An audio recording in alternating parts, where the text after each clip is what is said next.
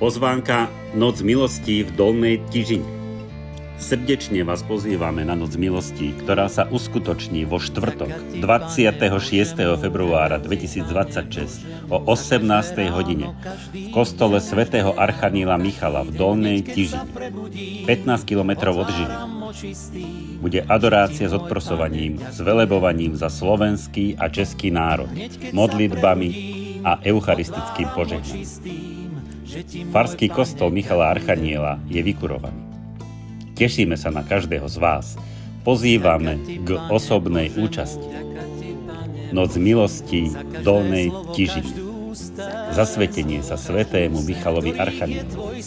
Adorácia, odprosovanie, zriekanie, zvelebovanie, svätý ruženec, pobožnosť k svätej tváre, svätá omša, eucharistické požehnanie, svätá spoveď a svätá hodinka. Program je nasledovný. Začneme svetou omšou. O 19. hodine vyloženie oltárnej sviatosti a moderovaná adorácia z odprosovania. 20:40 modlitba zriekania a oslobodenia. 20:50 zvelebovanie. O 21. bude obliečka do škapoliara svätého Michala a zasvetenie. 21:15 svätý ruženec. O 22. sa pomodlíme korunku k Božiemu milosrdenstvu. 22:20 pobožnosť svätej tváre. O 23. sa pomodlíme svätú hodinku. 5 minút po polnoci litánie plus modlitby. 0:10 záverečné požehnanie so sviatosťou oltárnou a exorcizovaným olejom. Modlitba za dozučenie. Pretože pohár Božej spravodlivosti je plný, preplnený, už preteká.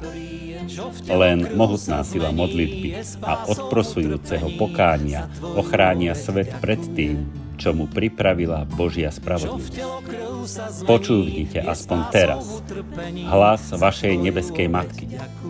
Potrebujem toľko odprosujúcej modlitby a ochotne obetovaného utrpenia. Tešíme sa na každého z vás. Pozývame k osobnej účasti. Nočná adorácia. Navštevuj ma a zotrvávaj so mnou v noci a ja budem pracovať pre teba počas dňa. Až v nebi spoznáš hodnotu takto strávenej hodiny. Pomôžte nám so šírením.